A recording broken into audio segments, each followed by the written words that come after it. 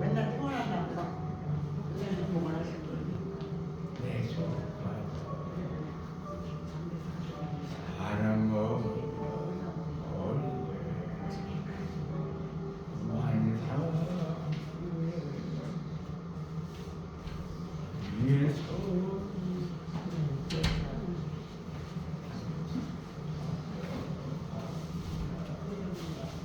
찬송가 304장 찬송가 304장 찬송하시고 이제 시작하시도록 하겠습니다.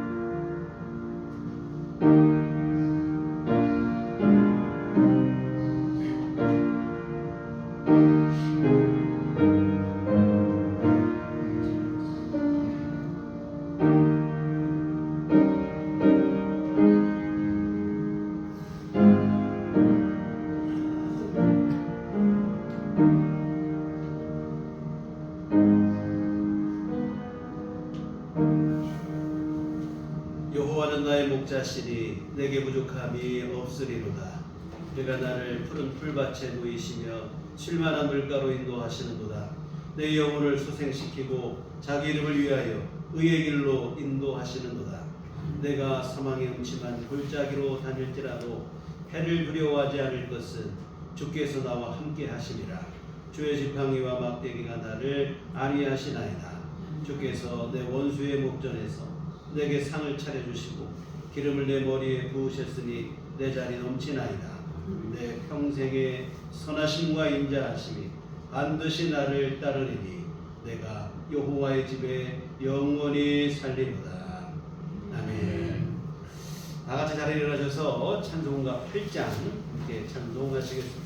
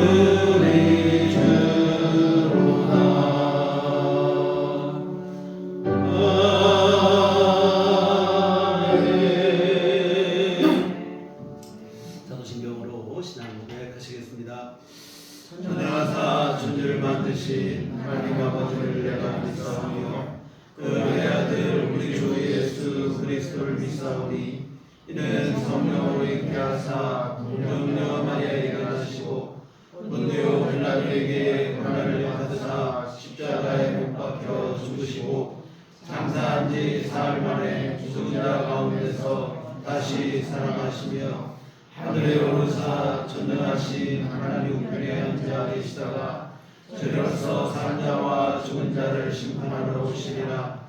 성령을 믿사오며 거룩한 공예와 성도가 서로 교통하는 것과 죄를 사하여 주시는 것과 영원히 다시 사는 것과 영원히 사는 것을 믿사옵나이다. 아멘. 성시교독은 교독문 33번입니다. 33번 시편 72편 말씀 함께 교독하시겠습니다. 하나님이여 주의 판단력을 왕에게 주시고 주의 공의를 왕의 아들에게 주소서. 그가 주의 백성을 공의로 재판하며 주의 가난한 자를 정의로 재판하니 의로 말미암아 산들이 백성에게 평강을 주며 작은 산들도 그리하리로다. 그가 가난한 백성의 억울함을 풀어주며 궁핍한 자의 자손을 구원하며 압박하는 자를 거두리로다. 그들의 해가 있을 동안에도 주를 두려워하며 달이 있을 동안에도 대대로 그리하리로다. 그는 별을 위에 내리는 별같이 땅을 적시는 소낙비같이 내리니 그의 날에 의인이 흥왕하여 평강의 풍성함이 달이 닿을 때까지 이르리로다. 그가 바다에서부터 바다까지와 강에서부터 땅끝까지 다스리니 모든 왕이 그의 앞에 굴복하며 모든 민족이 다 그를 섬기리로다. 아멘. 성경은 찬송가 2장입니다.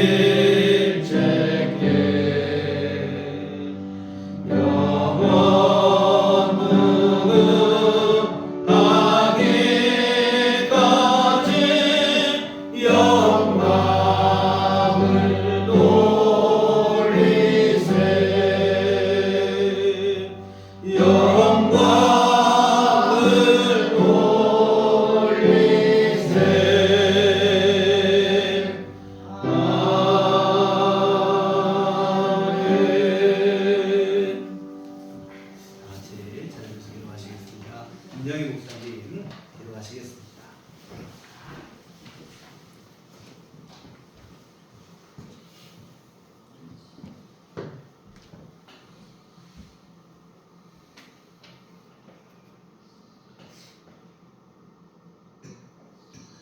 믿음은 바라는 것들의 실상이요 보이지 않는 것의 증거라고 했습니다.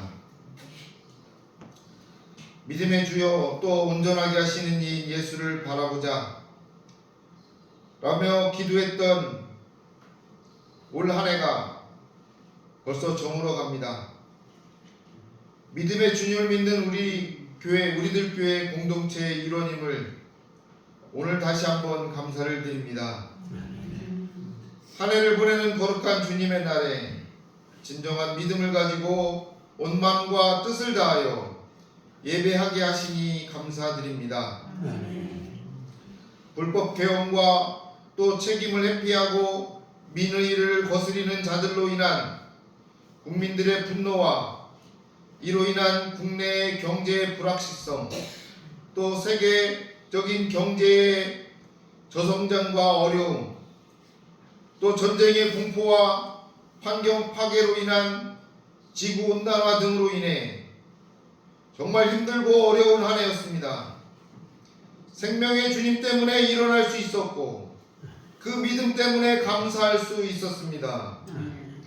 뒤돌아보면 아픔도 있었고 쓰러질 수밖에 없었던 순간순간들이 많이 있었지만 눈물을 흘릴 때마다 찾아와 동행해 주신 주님 덕분에 위로받았습니다. 모두가 주님의 은혜였습니다. 우리들 교회 목사님이와 모든 구성원들이 서로를 위해 기도하고 또 합심하여 격려하고 위로함으로 능히 이겨낼 수 있었음에 행복한 한 해였습니다. 올해 뒤돌아볼수록 은혜의 연속이었고 감동의 연속이었음을 고백하게 됩니다. 나 혼자 할 수 없었지만 교회의 기도와 주님의 돌보심으로 은혜의 한 해를 보냅니다. 이제 새로운 해를 맞이하게 됩니다. 더할 나위 없는 어려움이 있을 것이고 올해보다 더 아픈 시간들이 다가올 것이고 무릎 꿇을 수밖에 없는 순간순간이 나를 덮칠 때가 있을지라도 새해에도 믿음의 주님만 바라보게 하셔서 뒤돌아볼 때 후회보다 행복과 감사가 넘쳐나는 은혜의 시간들로 채워 주시옵소서. 새해에는 이웃을 위해 십자가를 지는 용기를 주시옵소서. 십자가를 질 수 있는 믿음을 허락하여 주시옵소서. 아직도 버리지 못한 과거의 미련을 모두 내려놓고 앞으로 나아갈 수 있는 길인 십자가를 지는 믿음의 용기를 허락하여 주시옵소서. 과거의 올무에서 해방되어 미래를 바라보고 희망의 미래를 위해 지게 될 십자가를 질 수 있는 믿음을 허락하여 주시옵소서. 때로는 십자가를 질 수 없는 순간순간들이 다가올지라도 오직 믿음의 주님 예수 그리스도를 바라보게 하여 주시옵소서. 이 땅에서의 삶의 순종의 뜻을 심게 하여 주실 줄 믿습니다. 하루의 삶이 괴롭고 힘들 때가 생길지라도 경건한 삶으로 방향을 설정하고 길이요 진리요 생명이신 예수 그리스도의 십자가를 이정표 삼아 살아갈 수 있는 영성도 허락하여 주시옵소서. 이 한 해가 나에게 보화가 되게 하시고 이 한 해가 나에게 용기와 희망이 되게 하시고 이 한 해가 나에게 십자가를 지는 것에 감사할 수 있는 은혜의 해가 되게 하여 주시옵소서. 진정한 예수 그리스도의 제자된 삶이 내일의 기쁨과 회복이 되게 하여 주시옵소서. 십자가를 향한 우리의 발걸음이 많은 이들이 따라오는 구원의 발걸음이 되게 하여 주시옵소서. 미래를 향한 희망과 구원의 발걸음은 십자가를 지매 있음을 믿습니다. 가정과 사회와 교회와 내 삶 속에서 십자가를 지는데 주저함이 없는 성령의 감동을 주시옵소서. 각자에게 주어진 십자가 우리에게 구원의 십자가, 치유의 십자가, 회복의 희망의 십자가가 되게 하여 주시옵소서. 우리들 교회 모든 구성원이 십자가를 바라보고 십자가의 사명을 감당하는 것은 기쁨과 감사가 넘쳐나게 하시는 성령님의 은혜와 감동인 줄로 믿습니다. 어려울 때일수록 주님의 십자가를 생각해 행복과 기쁨과 감사가 넘쳐나는 우리들 교회와 2025년이 되게 하여 주시옵소서. 건강과 풍요함과 행복함이 넘치는 우리들 교회가 되게 하여 주실 줄 믿습니다. 모두가 사랑으로 하나 되어 주님의 사랑을 만끽하는 우리들 교회 되게 하여 주시옵소서. 성령의 은사가 넘쳐나 서로가 서로를 위로하고 보듬을 줄 아는 우리들 교회 되게 하여 주시옵소서. 목사님과 모든 성도들이 주님의 인도하심 따라 순종의 도를 실천하는 우리들 교회 되게 하여 주시옵소서. 성령의 도우심을 체험하며 성령의 인도하심을 믿으며 주님이 주시는 말씀의 은혜 속에 사로잡히는 우리들 교회를 더욱 사랑하여 주시옵소서. 믿음의 주요 온전하게 하시는 예수 그리스도를 바라보자고 했던 히브리서 저자의 깊은 말씀의 의미를 깨닫기를 원합니다.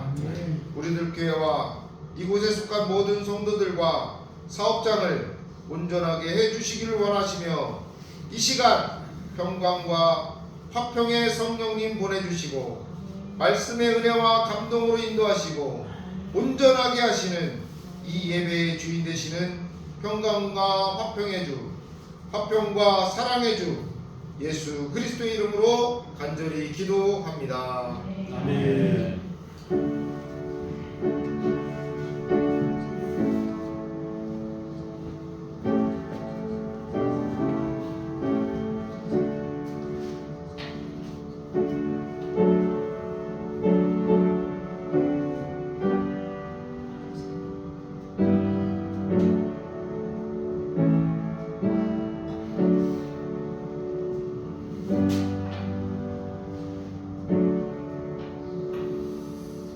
주신 기도하시겠습니다. 하늘에 계신 우리 아버지여, 이름이 거룩히 여김을 받으시오며 나라의 마옵시며 뜻이 하늘에서 이룬 것 같이 땅에서도 이루어지이다. 오늘날 우리에게 용할 양식을 주옵시고 우리가 우리에게 죄 지은 자를 사하여 준 것 같이 우리를 사하여 주옵시고 우리를 시험에 들게 하지 마옵시고 다만 땅에서 구하옵소서. 이 나라와 권세와 영광이 아버지께 영원히 있사옵나이다. 아멘. 시간 주신 하나님 말씀 구약성경 열왕기하 18장 1절에서 8절까지 말씀 보시도록 하겠습니다. 제가 가지고 있는 성경은 구약 593쪽 열왕기하 18장 1절에서 8절까지 말씀 같이 한 목소리로 합독하시도록 하겠습니다. 이스라엘 왕 엘라의 아들 호세아 제3년에 유다 왕 아하스의 아들 히스기야가 왕이 되니 그가 왕이 될 때에 나이가 25세라. 예루살렘에서 29년간 다스리니라. 그의 어머니 이름은 아비요 스가랴의 딸이더라. 히스기야가 그의 조상 다윗의 모든 행위와 같이 여호와께서 보시기에 정직하게 행하여 그가 여러 산당들을 제거하며 주상을 깨뜨리며 아세라 목상을 찍으며 모세가 만들었던 노뱀을 이스라엘 자손이 이때까지 향하여 분양함으로 그것을 주소 느우수단이라 일컬었더라. 히스기야가 이스라엘 하나님 여호와를 의지하였는데 그의 전후 유다 여러 왕 중에 그러한 자가 없었으니 곧 그가 여호와께 향하여 그에게서 떠나지 아니하고 여호와께서 모세에게 명령하신 계명을 지켰더라. 여호와께서 그와 함께 하심에 그가 어디로 가든지 형통하였더라. 저가 아스루 왕을 배반하고 섬기지 아니하였고 그가 블레셋 사람들을 쳐서 가사와 그 사망에 이르고 망대에서부터 견고한 성까지 이르렀다. 아멘. 우리 주님의 은총과 평강이 그 여러분과늘 함께 하시기를 기원합니다. 어느덧 한 해가 저물어 2024년 마지막 주일 예배를 우리가 드리게 되었는데요. 세월의 빠름을 절감하게 됨과 동시에 목사님 기도했던 것처럼 올 한 해의 시간, 이런 시간이 되면 올 한 해 모든 것이 주님의 은혜임을 고백할 수밖에 없는 그런 시간인 것 같습니다. 물론 때로 지난 세월들을 돌아보면 야속한 때도 있죠. 하나님 앞에 서운한 마음이 들 때도 있긴 하였으나 지나고 보면 사실은 우리가 깨닫지 못했던 거고 그 또한 하나님의 은혜의 역사고 하나님의 계획하심과 도우심이었다는 것을 고백하게 되어집니다. 여하튼 모든 것을 합력하여 선을 이루시는 하나님의 은혜의 역사를 깨닫는 신앙적 지혜와 영민함이 필요한데요. 시시각각 일희일비하는 불안하고 조급한 마음이 아니라 하나님의 성실하시고 신실하신 그 은혜를 계속해서 믿고 의지하는 믿음이 되기를 부탁을 드립니다. 여하튼 지난 한 해 모든 것이 주님의 은혜였음을 고백하며 이 마지막 이 시간에 감사의 마음으로 매듭 짓기를 부탁을 드립니다. 그리고 또한 우리 자신에게도 지난 한 해 수고했다고 스스로를 위로하고 격려했으면 좋겠습니다. 물론 지난 한 해에 대한 정직한 성찰이 선행되어져야겠지요. 그러나 과거에 대한 성찰, 자칫하면 이것이 지나친 과도한 자책으로 이어지기도 하는데요. 과도한 자책은 금물입니다. 이 과도한 자책은 과거의 실수에 우리의 발목을 메어놓는 부작용을 불러오기 때문에 그래요. 새로운 마음으로 우리가 새해를 시작해야 되는데 한 발자국도 앞으로 나가지 못하는 그런 불상사를 초래하게 됩니다. 충분한 성찰이 이루어졌다면 설령 부족한 게 있죠. 왜 없겠습니까? 아쉬운 것도 있죠. 그러나 그럴지라도 우리 스스로에게 지난 한 해 수고했다고 고생했다고 우리 자신을 위로하고 격려했으면 좋겠습니다. 이와 같은 한 해의 끝자락에선 지금 하나님께 감사한 마음으로 한 해를 잘 매듭하시고 새로운 마음으로 새해를 맞이하는 우리들 교회 온 교우들 되시기를 주님의 이름으로 부탁을 드립니다. 네, 오늘 우리가 함께 보신 본문의 말씀은 히스기야 왕에 대한 행적입니다. 25세 왕이 됐어요. 당시 남왕국은 위기 상황 그 자체였습니다. 아버지 아하스의 실정과 폭정으로 인해서 국군이 기울어가고 있던 때였습니다. 대외적으로는 아시리아, 성경에는 아수르라고 기록이 되는데 우리가 세계사에서 배운 이 아시리아 제국, 이 아시리아 제국이라고 하는 대적에게 사실 이미 나라는 뺏기지 않았지만 많은 것을 수탈당한 상태였습니다. 그리고 대내적으로는 성전 예배가 중단되고 오히려 우상 숭배가 성행하던 신앙적 암흑기였어요. 이처럼 여러모로 힘든 상황에서 히스기야가 남왕국의 왕으로 등극을 하게 됐습니다. 특히 이 당시에 아까 말씀드린 아시리아 제국은 나라를 어느 정도 빼앗아가는 것으로 만족하는 나라가 아니에요. 북왕국이나 남왕국 모두를 동시에 자기 것으로 삼으려는 야욕을 품고 있었어요. 실제로 히스기야가 왕이 되고 얼마 지나지 않아서 북왕국은 이 아시리아 제국에 패망을 하고 맙니다. 기원전 721년인데 북왕국의 호세아 왕 때 열왕기 하울에 보신 말씀 전에 있는 17장에 기록이 되어 있는데 아시리아 제국의 살마네셀이 북왕국을 아예 함락을 시켜버립니다. 북왕국이 그동안 아시리아를 섬기다가 애굽이라는 나라 이집트에게 요청을 하면서 아시리아를 배반을 했어요. 그 이후로 이 살마네셀은 이 북왕국을 쳐들어와서 3년간 전쟁을 벌이고 그 전쟁 끝에 결국에는 북왕국은 역사의 종말을 구하고 패망을 하고 납니다. 여하튼 아시리아의 살마네셀 왕은 북왕국을 점령한 다음에 백성들을 다 포로로 잡아가요. 그리고 자기가 정복한 나라가 여러 곳에 있거든요.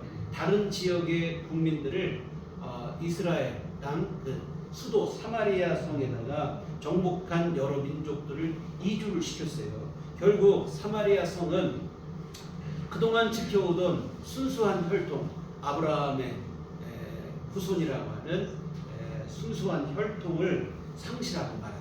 여러 민족이 들어오다 보니까 혼혈, 피가 섞이게 되어집니다. 뿐만 아니라 이주한 각 민족의 우상들이 넘쳐나기 시작을 해요. 그래서 결국은 피가 섞이고 종교가 혼합이 돼요.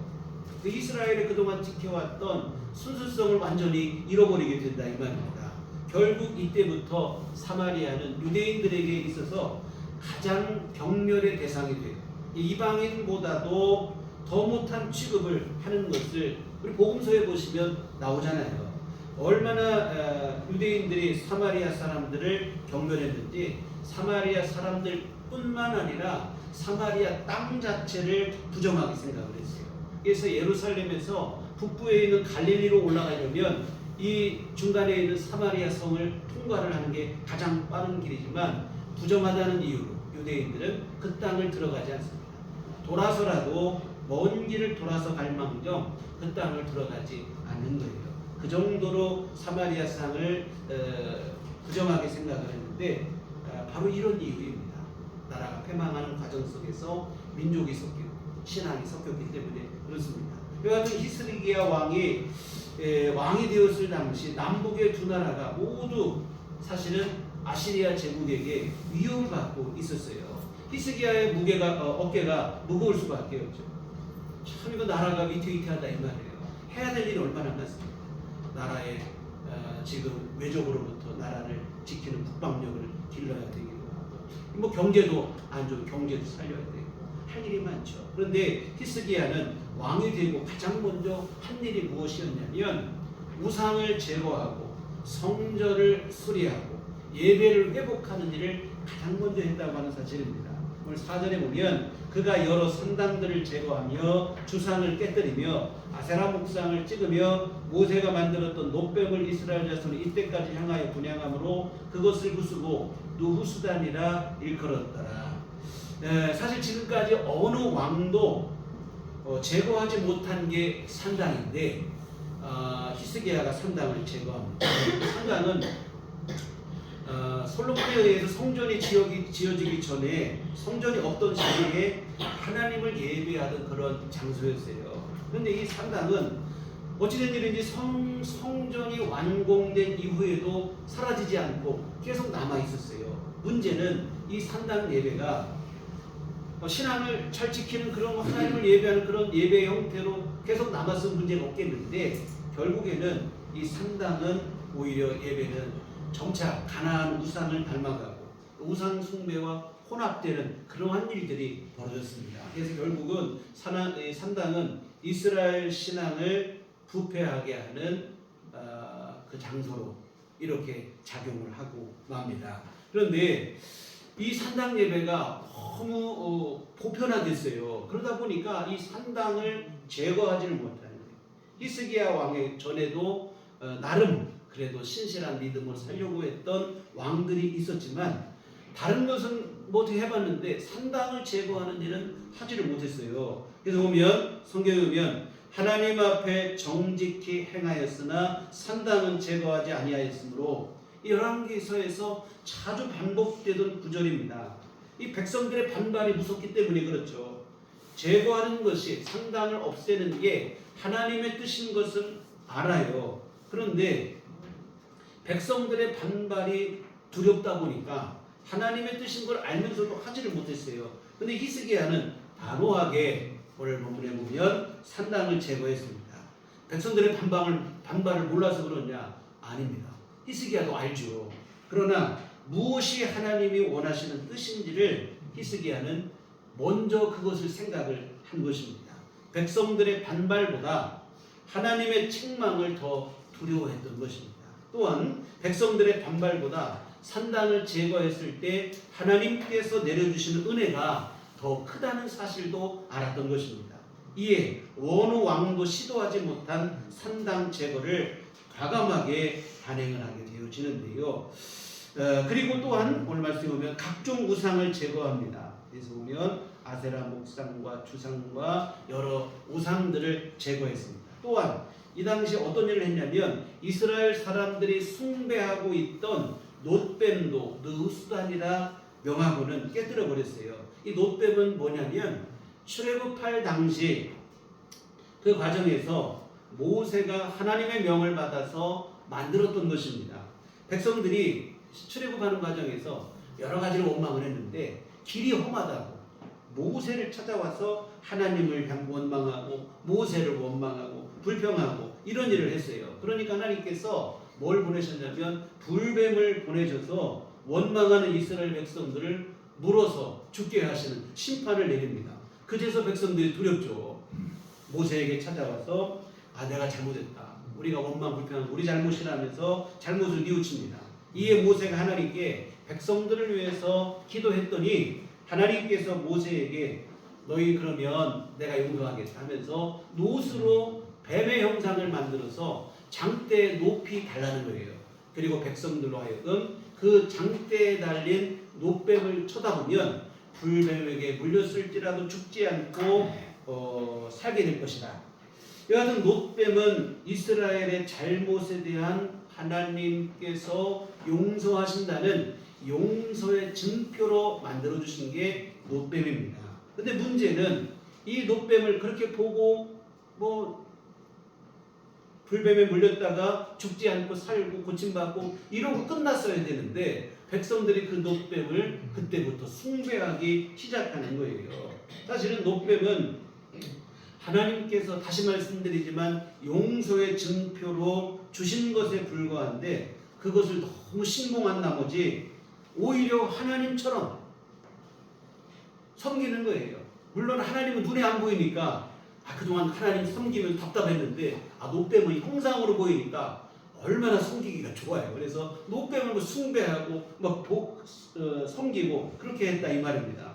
결국은 이 놋뱀이 영적인 안대가 돼버려서 하나님을 더 바라보지 못하게 하는 그런 것으로 작용을 했다고 하는 사실입니다. 여하튼 그 놋뱀이 히스기야 왕 때까지 섬겨지고 있었다 이 말이죠. 이 히스기야 왕이 그 놋뱀을 깨뜨려 부숩니다. 그리고는 이 놋뱀은 하나님도 아니고 신도 아니고 아무것도 아니고 이 놋뱀은 말 그대로 놋 조각이다 해서 느후수단이라 이렇게 이름을 붙인 것입니다. 우리도 가끔 사실은 이런 실수를 범할 때가 있어요. 뭐 성경책, 뭐 우리 십자가, 이게 우리가 뭐 하나님께서 우리 주신 귀중한 성경책이고 십자가 그 속에 은혜이고 분명한 사실인 것 맞지요. 그런데 오히려 이것을 하나님처럼 숭배하면 이것이 오히려 우상으로 작용할 수도 있다고 하는 사실입니다. 여러분, 성경책이나 십자가를 뭐 우리나라는 특히 그런 것 같아요. 우리 옛날에 미신 섬기던 습관이 있어요. 부적 같은 거 많이 몸에 소지하고 했잖아요. 성경책을 그냥 뭐 부적처럼 여기는 거예요. 어떤 분은 성경책을 머리에 맡에 두고 자면 잠이 잘 온다고 하는데, 성경책 머리맡에 안 두셔도 하나님께서 은혜를 주시면 편안하게 주무시고 건강하실 줄 믿습니다. 그럼 되는 게 아니에요. 이렇게 섬기면 이것은 하나님을 하나님으로 믿는 게 아니라 미신처럼 믿게 되는 거예요. 그런 신앙은 안 된다 이 말이에요.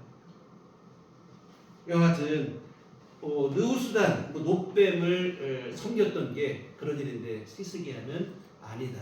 놋조각이다 이거는.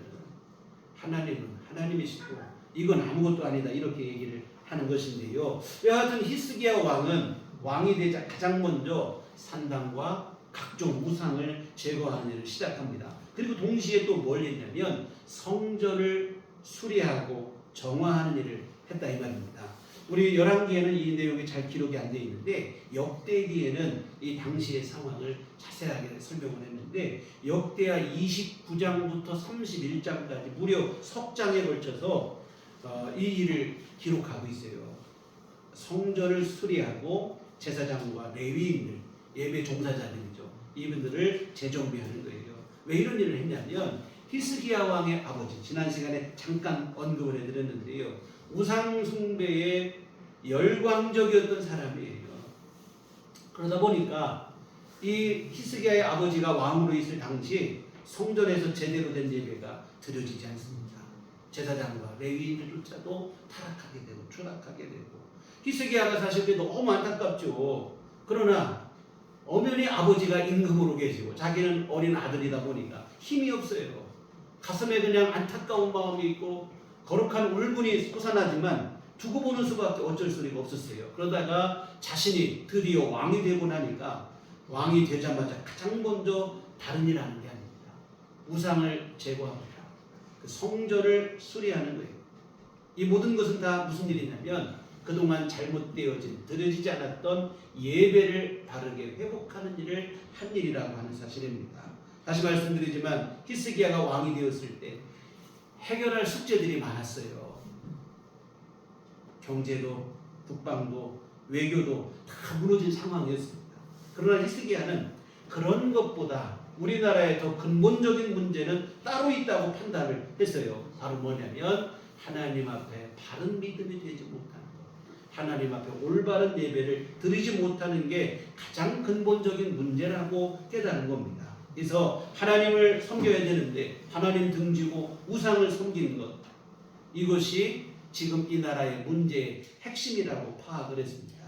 그래서 우리가 지금 무너진 이 나라, 부분이 기울어진 이 나라를 바로 세우기 위해서 가장 먼저 할 일이 뭔가, 히스기야는 예배 회복에 있다고 판단을 했습니다.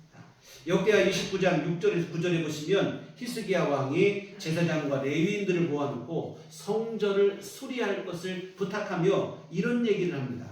우리 조상들이 범죄하여 우리 하나님 여호와 보시기에 악을 행하여 하나님을 버리고 얼굴을 돌려 여호와의 성소를 등지고 또 낭실문을 닫으며 등불을 끄고 성소에서 분향하지 아니하며 이스라엘 하나님께 번제를 드리지 아니하므로 여호와께서 유다와 예루살렘에 진노하시고 내버리사 두려움과 놀람과 비웃음거리가 되게 하신 것을 너희가 똑똑히 보는 바라. 이로 말미암아 우리의 조상들이 칼에 엎드러지며 우리의 자녀와 아내들이 사로잡혔느니라. 오늘 이 나라가 이렇게 어려움을 당하고 칼에 엎드러지고 우리 부녀들은 포로로 잡혀가고 이런 수치를 당하는 것, 다른 데 이유가 있는 게 아니라 우리가 하나님을 섬기지 않고 성전문을 닫아버리고 예배를 드리지 아니하고 오히려 우상에게 숭배하는 것, 이것 때문이라 이렇게 선포를 하는 겁니다. 이와 같은 히스기야 왕은 남유다 왕국의 진짜 문제가 무엇인지에 대해서 정확하게 파악하고 있었어요. 여러분, 우리가 어떤 어려운 일을 당하는 것도 문제지만 왜 이런 어려움이 우리에게 닥쳤는지를 모른다고 하면 사실 그것은 더 심각한 문제가 될 수 있어요. 그런 경우 백약이 무효합니다. 속수무책이 되는 거예요. 근데 히스기야는 정확한 문제에 대한 진단을 가지고 있었어요. 이에 위기를 극복하고 다시 일어설 수 있었는데요. 패망한, 아까 말씀드린 것처럼 히스기야 왕 당시에 북왕국은 패망을 했다고 그랬는데 패망한 북왕국과 그러지 않은 남왕국의 차이가 바로 여기에 있는 거예요. 우리 앞서서 다 보신 내용인데 여로보암 2세 당시 하나님은 호세아와 아모스 선지자를 통해서 북왕국의 문제를 정확하게 지적을 하셨습니다. 지금 이 나라가 여로보암 2세 당시는 나라가 부강에 있었거든요. 여러 면에서 부강하고 힘이 있고 했는데 하나님은 부강하고 잘 사는 줄 알지만 그렇지 않다는 거예요. 지금 망하고 있다는 거예요. 죽음의 길로 가고 있다는 거예요. 왜? 하나님을 모르고 하나님을 떠나고 우상을 숭배하고 지금 이 백성이 망하고 있다. 죽을 길로 가고 있다. 그러면서 하나님을 알아야 된다. 하나님께로 돌아와라. 해답까지 주셨어요. 그런데 문제는 이스라엘 백성들 이 하나님의 말씀을 들었지만 귓등으로 듣고만 하나님 앞에 믿음을 고백하고 다시 잘못을 인정을 하고 내가 믿음으로 살겠다고 이런 결단과 결심으로 나가야 되는데 그러지를 못했어요. 하나님께서는 문제가 있다는 것도 알려주시고 그 문제의 원인이 뭔지도 알려주셨는데 깨닫지를 못해요. 결국 어떻게 됩니까? 하나님께서 경고하신 대로 결국은 이 북왕국은 패망의 길로 접어들었다 이 말입니다. 이와 같은 우리가 무엇이 문제인지 그 문제의 원인이 뭔지를 안다는 것이 이렇게 중요합니다. 이와 같은 히스기야 왕은 지금까지 유다가 당한 수치 다른 이유에서가 아니라 힘이 없어서 경제가 잘못된 것도 아니고 사실은 근본적인 원인은 따로 있다. 우리 예배가 무너지고 우리 신앙이 잘못되었기 때문이라 이렇게 얘기합니다. 여러분 히스기야의 아버지 아하스 조금 전에 말씀드린 대로 극렬한 우상 숭배자였어요. 이 아하스는 지난 시간에 잠깐 말씀드렸지만 우상 숭배 중에서도 하나님께서 가장 싫어하시는 우상 숭배를 했던 사람이에요. 뭐냐면 사람을 제물로 바치는 일입니다. 자기 자녀를 불살라서 우상에게 제물로 바쳤다고 했는데 아주 끔찍한 범죄입니다. 여러분 하나님께서 오늘 저와 여러분에게 주신 가장 소중한 선물이 무엇인 줄 아십니까? 우리의 생명인 줄 믿습니다. 이 생명이 얼마나 소중한 하나님의 선물인지 몰라요. 그런데 하나님 주신 가장 소중한 선물을 헛된 우상에게 바치는 게 바로 인신제사라 이 말입니다. 하나님이 가장 싫어하시는 우상 숭배가 될 수밖에 없어요. 뿐만 아니라 아하스는 성전의 모든 기구를 부숴버리고 예루살렘 곳곳마다 우상의 신전을 만들어 놓았고 결국 하나님께서 복을 주실 수가 없어요. 이것이 바로 히스기야가 왕이 되었을 당시 남왕국의 문제였던 것이라 이 말입니다. 사랑하는 성도 여러분, 오늘 우리 삶 속에서도 혹시 무너진 부분이 없는가 돌아봤으면 좋겠어요. 오늘 우리의 가정, 직장, 또 인간관계, 자녀 문제, 건강 문제, 물질의 문제 여러 중에 혹시 여러분 어려움을 당면하고 있지는 않습니까? 여러분 드러난 문제, 겉으로 드러난 문제도 문제지만 그 문제의 뿌리가 무엇인지를 분명하게 하는 것은 훨씬 더 중요한 일이라 이 말입니다. 여러분 우리 안에 삶의 기근과 흉년이 찾아올 때 우리의 신앙을 점검해 보는 것은 참으로 중요한 일이라고 생각이 듭니다. 나는 하나님 앞에 지금 믿음으로 바로 서 있는가? 특히 하나님 앞에 온전한 예배를 드리고 있는가. 이 부분에서 문제가 없다고 하면 사실 여러분 당장 지금 어려움이 있더라도 크게 걱정하지 않으셔도 돼요. 하나님께서 우리를 지켜주시고 보호해 주실 것이고 합력하여 선을 이루실 것이 분명하기 때문입니다. 근데 문제는 내가 하나님 앞 믿음이 잘못되었다. 나는 하나님께 온전한 예배를 드리지 못하고 우리가 형식에 머문 예배 생활에 머물고 있다고 한다면 여러분 우리 자신을 철저히 돌아볼 일일 줄 믿습니다. 여러분 예배가 무너지고 내 믿음이 무너지게 되면 믿음만 무너지고 예배만 무너지는 게 아니라 우리 삶이 연쇄적으로 무너진다 이 말입니다. 어떤 때는 여러분 참 문제는 쌍으로 온다고 삶이 무너질 때 도미노처럼 무너질 때가 있다 이 말입니다. 여러분 도미노처럼 무너질 때 막을 수 있는 길은 무너진 거 붙잡는다고 되는 게 아니에요. 여러분 정말 우리 삶의 가장 근본이 되고 기본이 되는 우리의 신앙, 그 신앙의 또한 중요한 지표인 예배를 바로 세우는 것이 필요한 일일 줄 믿습니다. 그런데 오늘 우리는 어이없게도 이 부분에 있어서 큰 실수를 범할 때가 많이 있어요. 우리 생활에 어떤 문제가 생긴다든지 어떤 어려움이 있다든지 이렇게 되면 오히려 예배를 더 포기하고 멀리하는 경우들을 왕왕 보게 돼요. 삶이 힘들어지고 어려워지면 예배 참석을 더 열심히 하고 하나님을 붙잡아야 되는데 그러지 못해요.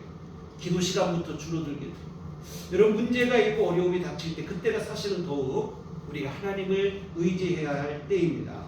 더 간절히 예배하고 더 하나님을 예배하고 기도하고 해야 될 때예요. 근데 엉뚱하게 반대로 가는 경우들이 있어요. 나름 열심히 해결을 하기 위해서 노력을 해보는 것 같죠. 예배를 빠져가면서까지 기도를 쉬면서까지 뭐 문제 해결한다고 노력을 해보지만 결국 그런 노력들은 오히려 우리에게 문제의 늪에 빠져들게 하는 일로 작용한다 이 말입니다. 이런 늪에 빠졌을 때는 허우적거리면 허우적거릴수록 더 깊이 빠져들기 마련이에요. 해결이 안 된다 이 말입니다.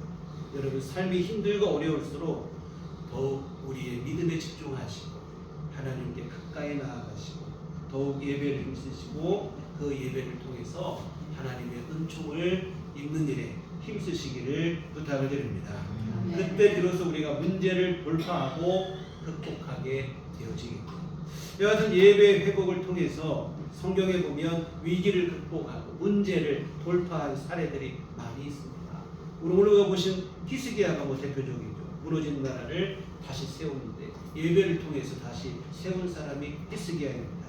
또 유다 말기에 요시야라고 하는 신실한 믿음의 왕이 나오는데 그도 마찬가지예요. 나라가 단부정 무너져가는 상황 속에서 그도 예배를 회복하는 일에 힘쓴 왕입니다. 그리고 나중에 이 남유다도 패망을 하죠. 바벨론의 포로로 잡혀가요. 그러다가 포로에서 돌아오는데 돌아온 백성들도 가장 먼저 한 일이 뭐냐면 스가랴와 학개 선지자를 중심으로 성전을 다시 건축하며 예배 회복하는 일을 했다 이 말입니다. 우리 예수님께서도 공생애를 시작하시며 예루살렘 성전에 가셔서 장사하는 자들과 돈 바꾸는 자들을 쫓아내십니다. 무너진 예배, 성전의 기능을 회복하기 위해서입니다. 사랑하는 여러분, 우리의 삶 속에 무너진 것을 다시 일으킬 때에는 가장 먼저 사실은 우리의 믿음과 우리 예배 생활이 회복되어야 한다는 것을 잊지 않으셨으면 좋겠습니다. 반면에 또 여러 번 말씀드렸지만 예배가 무너지면 예배만 무너지는 게 아니에요. 삶이 어떻게 무너지거나 이 말입니다. 여러분 가인은 예배에 실패해서 결국은 살인자가 되고 말았습니다. 아론의 두 아들 나답과 아비후는 하나님의 성전에 밝히는 등불을 소홀히 하다가 죽임을 당합니다. 엘리의 두 아들 홈니와 비느하스는 하나님께 드려진 제물을 자기 마음대로 도둑질하다가 결국은 그들도 죽임을 당하고 말합니다. 솔로몬도 마찬가지죠. 우상을 섬기며 하나님에 대한 예배를 소홀히 했을 때 결국 나라가 둘로 분단이 되고 말았습니다. 북왕국 이스라엘, 남왕국 유다도 마찬가지예요. 결국 멸망할 때는 다른 것 때문에 멸망한 게 아니고 하나님 앞에 믿음을 지키지 못하고 우상 숭배했을 때 결국은 잘못된 예배 생활 때문에 나라가 패망했다고 하는 사실입니다. 사랑하는 성도 여러분, 믿음 그리고 예배의 성패가 우리 삶의 성패를 가름하게 되어집니다. 우리 믿음의 지표인 예배가 바로 섰을 때 우리 삶이 바로 서게 되어진다고 하는 사실입니다. 히스기야가 왕이 되자마자 가장 먼저 우상을 타파하고 성전을 수리하여 예배를 바로 세운 이유가 바로 여기에 있습니다.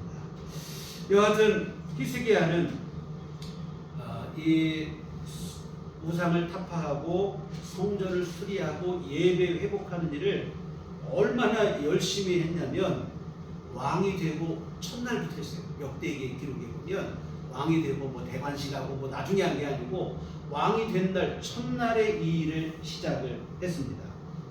얼마나 속도감 있게 이 일을 진행을 했는지 제사장과 레위인들을 뭐 그냥 수리하고 하는 일에 독려를 했는지 이 일을 며칠 만에 끝내냐면 16일 만에 끝내요.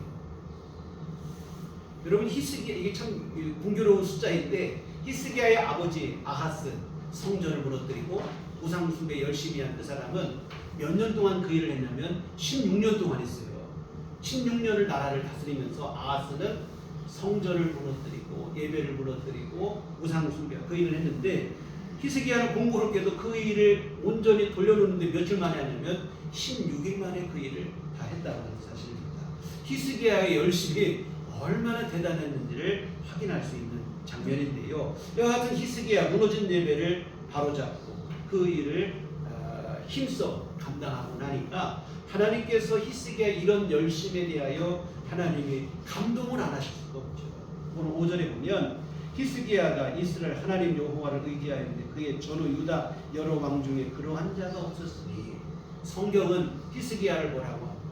하나님을 얼마나 의지했는지 그런 믿음의 왕은 전에도 없고 후에도 없었다 이 말입니다. 전무후무한 믿음의 왕이라고 하는 신앙에 있어서 독보적이라고 하는 인정과 칭찬을 받게 됩니다. 6절에도 보면 곧 그가 여호와께 연합하여 그에게서 떠나지 아니하고 여호와께서 모세에게 명령하신 계명을 지켰더라. 하나님께 연합한 자라고 했어요. 그를 떠나지 아니하고 연합한 자라. 이 다윗에게도 성경은 동일한 칭호를 줬죠. 하나님의 마음에 합한 사람이라 했는데 히스기야도 그런 칭호를 얻습니다. 7절에 보면 여호와께서 그와 함께 하심에 그가 어디로 가든지 형통하였더나 저가 아스로 왕을 배반하고 섬기지 아니하였고 히스기야와 늘 함께하여 주셔서 어디로 가든지 형통하게 하시는 은혜를 베풀어 주셨더라.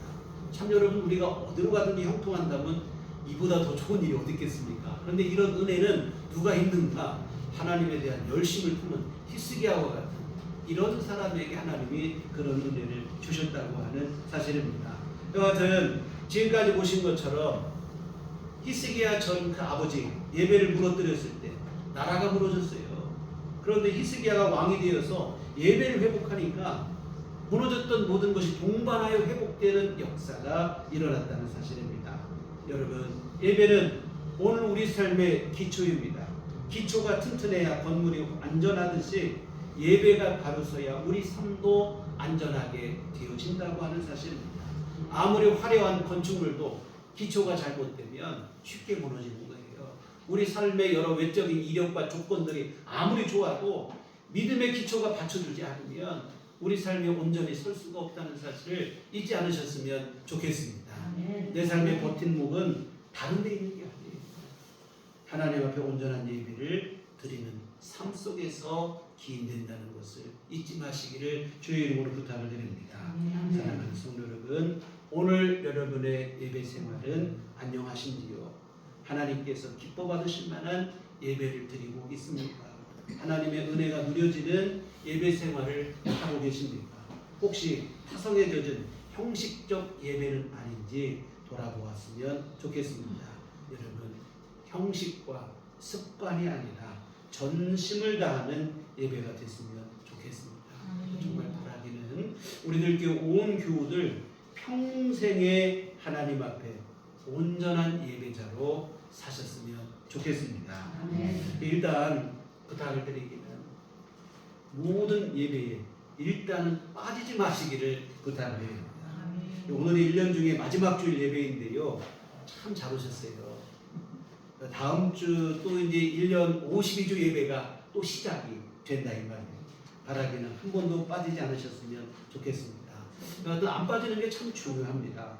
여러분 늘 드리는 얘기지만 우리가 거르지 않고 밥을 열심히 먹어야 건강해요. 맛없다고 안 먹고 식욕 없다고 안 먹으면 몇 끼 잘 먹는다고 건강한 게 아니라 이 말입니다.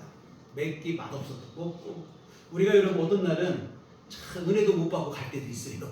교회 예배 나왔는데 냉랭하고 그냥 왔다가 그냥 감동도 갈 때도 있지만 그래도 빠지지 않으셔야 여러분의 신앙의 근력이 생기게 된다고 하는 사실입니다. 그리고 다음으로 열심히 참석하는 게 다 끝은 또 아니에요. 참석하셨으면 온 마음을 다하여 하나님을 예배하시기를 부탁을 드립니다. 여러분 우리가 시간도 드리고 물질도 드리고 내 마음도 드리고 정성도 드리고 어느 것 빠지지 않는 온 힘을 다하는 예배를 드리셨으면 좋겠습니다. 다시 말씀드리지만 습관적 예배가 되면 곤란하다 이 말입니다. 흔히 우리가 뭐 그런 얘기 하잖아요. 뭐 기도했는데 보니까 아무 소용이 없어요. 그림의 떡이라고 한다 이 말입니다. 여러분 하나님이 이 땅에서 누구를 찾으시는가? 영과 진리로 예배하는 자를 찾으신다고 그랬어요. 하나님이 지금 주일날 되면 산에 놀러 간 사람 찾는 게 아니라 이 말입니다. 어디 뭐 좋은 데 간 사람 찾는 게 아니고 예배하는 사람을 찾으세요. 아 예배하는 사람 찾았다 이 말입니다.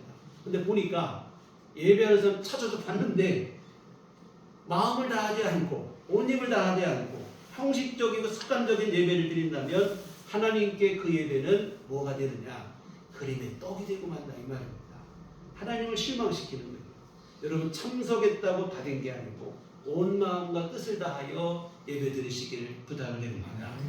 그래서 예전에 우리는 뭐 예배 본다는 말을 많이 했어요. 예배 본다. 구경꾼이 되시면 안 돼요. 예배를 하나님께 온전히 드리시기를 부탁을 드립니다. 그래서 예배하는 사람, 온전히 하나님을 예배하는 사람이 되시고 또 하나 더 드릴 말씀이 있어요. 이걸로 끝나는 게 아닙니다. 예배 끝나고 집에 가면 나는 이제 하나님 앞에 시간도 안 빠졌고 가서 열심히 드렸으니까 다 된 게 아닙니다. 그때부터 또 시작이에요. 하나님께 온전히 예배 드렸으면 예배자답게 여러분의 삶을 삶 속에서도 사셔야 될 줄 믿습니다. 이게 바로 하나님께 드리는 거룩한 산 제사. 로마서 12장에 말씀하고 있는 우리 삶이 곧 예배와 같은 삶을 또 여러분이 생활 속에서 여러분의 가정에서 직장에서 이웃과의 관계 속에서 모든 삶의 순간이 그렇게 사셔야 될 줄 믿습니다. 그래서 예배 시간만 내가 하나님 앞에 열심을 다하고 막 하나님 바라보고 그런 게 아니라 여러분의 삶 속에서도 하나님을 바라보시고 하나님은 지금 나에게 뭘 원하실지 무엇을 기뻐하실지를 생각하며 하나님을 예배하는 사람답게 사시기를 부탁을 드립니다. 이와 같은 이처럼 여러분이 온 마음과 정성을 다하여 하나님을 예배드리고 이런 한 주 한 주 또 매 시간에 예배가 모여서 여러분의 믿음의 삶이 하나님 앞에 인정을 받게 되고 정말 또한 여러분의 삶 속에는 하나님께서 내려주신 은혜가 차곡차곡 쌓이게 되어질 줄 믿습니다. 이와 같은 히스기야가 우상을 타파하고 성전을 보수하여 예배를 새롭게 했을 때 하나님의 은혜가 다시 부어졌던 것처럼 더욱 날마다 더욱 성숙하고 온전한 예배로 나가셔서 하나님께 더 큰 영광을 돌려드리시고 또한 하나님께서 내려주시는 은총을 날마다 누리셔서 하늘의 기쁨과 감사가 넘치는 우리들 교회 온 교우들의 삶이 되시기를 주님의 이름으로 축원합니다. 기도하시겠습니다. 하나님 아버지 감사합니다. 참으로 오늘 우리에게 믿음을 주시고 그 믿음을 하나님 앞에 온전히 표할 수 있는 이 예배를 허락하여 주시고 이 예배를 통해 우리를 만나 주시고 우리에게 은혜를 베풀어 주시니 감사를 드립니다. 하나님 아버지 그런데 우리가 우매하여 때로는 이 예배를 피곤하게 생각하기도 하고 번거롭게 여기기도 하고 또한 시간에 허비가 아닌가 하는 이런 잘못된 생각을 가질 때도 있습니다. 주님 이 예배가 얼마나 소중한 시간인지 하나님께서 우리에게 주신 얼마나 귀중한 시간인지를 잊지 않게 하여 주시옵소서. 이 예배를 온전히 주께 드리게 하여 주시옵시고 뿐만 아니라 우리 삶 속에서도 이 예배자와 같은 삶으로 우리 삶을 살아내는 우리들 교회 온 교우들 되게 하여 주시옵소서. 예수님 이름으로 기도했습니다. 아멘. 찬송가 301장 찬송하시겠습니다.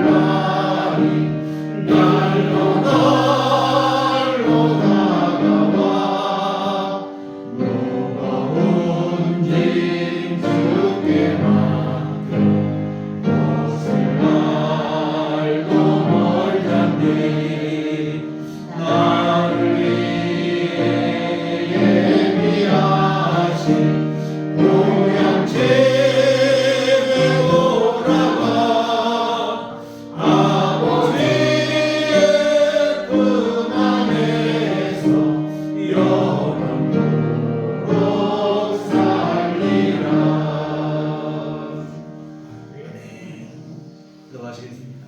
선생님, 은혜와 사랑을 감사합니다.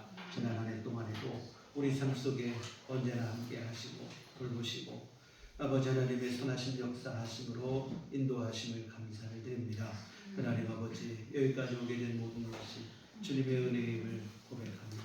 우리 하나님께 감사와 영광과 찬송을 올립니다. 이 시간 이 모든 감사를 모아 주 앞에 이 헌금을 드리오니 주여 기뻐받아 주시옵소서.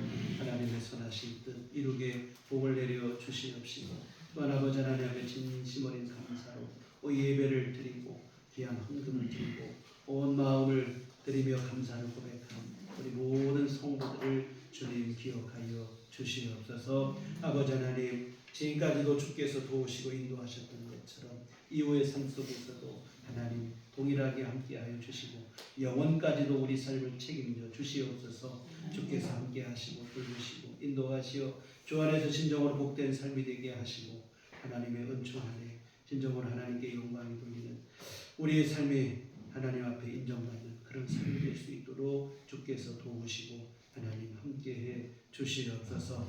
아버지 하나님, 지난 한 해 참으로 어려움도 많고 여러 우여곡절이 있었으나 우리 주님의 변함없는 은총과 주님의 사랑하신 덕분에 여기까지 온 것을 믿고 감사를 드립니다. 아버지 하나님, 혹여라도 우리 스스로 뭔가를 했다 하는 그런 교만한 마음 내려놓게 하시고 전적으로 주님의 은혜 앞에 감사하게 하여 주시옵시고, 또한 이후에도 함께 하신 주님의 은혜를 기억하며 우리 매 순간의 삶이 아버지 하나님 믿지 못할 우리 자신을 의탁하는 것이 아니라 하나님의 은혜에 의지한 삶이 될 수 있도록 도와주시옵소서. 아버지 하나님, 그리하여 우리 삶이 조금도 어김없고 틀림없이 하나님의 은혜 속에 온전히 거하는 삶들이 되어지게 하여 주시옵소서. 예수님 이름으로 기도했습니다. 아멘. 네, 교회 소리 시간입니다. 우리 소리 인사할 때 주님만 바라봅시다.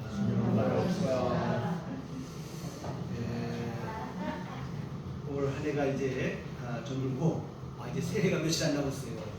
이번 돌아오는 수요일이 1월 1일 새해 첫날인데 우리 과거에는 교회에서 12월 31일 송구영집 옛것을 보내고 새 것을 맞이한다고 해서 12시 9시간에 다 예배를 드리고 했습니다만 이게 뭐 그렇게 중요한 거 그거보다는 오히려 우리가 1월 1일에 맑은 정신으로 아침에 예배 드리는 게 더 좋을 것 같아요. 특히 저는 밤이 되면 이게 활동이 잘 안 돼요. 뭐 잘 안 돼서 어려울 것 같은데 오히려 그냥 우리 밤 11시 12시에 모여서 예배 드리는 것보다 아침 1월 1일 새 마음으로 하나님 앞에 새로운 주신 시간 감사하며 하나님께서 도와주실 은혜를 기대하며 함께 예배를 드리는 게 훨씬 더 좋은 것 같아요. 그래서 우리가 신년 예배를 1월 1일 오전 11시에 수요일에 함께 예배를 드린다는 것 기억하시고 또 수요일도 오전 11시에 함께 예배 참석하시기를 부탁을 드립니다. 이 다음 주 돌아오는 주일은 1년 첫 번째 주일입니다. 첫 단추를 잘 꿰시는 게 참 중요해요. 첫 단추가 잘못 꿰지면 갈수록 다 어긋나게 되어지는데요. 우리 첫 주 예배 하나님 앞에 귀하게 함께 예배 드리시고 특별히 우리 매월 첫 주 선교 운동을 드리고 또 오후 예배가 있는 주일이기도 합니다. 그래서 함께 다음 주에는 식사하시고 오후에도 함께 드리시도록 하겠습니다. 네, 교회 밖의 집회와 성경공부 참여를 금하고 교회 중심으로 건강하시는 생활 함께 이어가시면 좋겠습니다. 우리 다 같이 일어나셔서 서로를 축복하시며 평안을 너에게 주노라 함께 찬양하시도록 하겠습니다.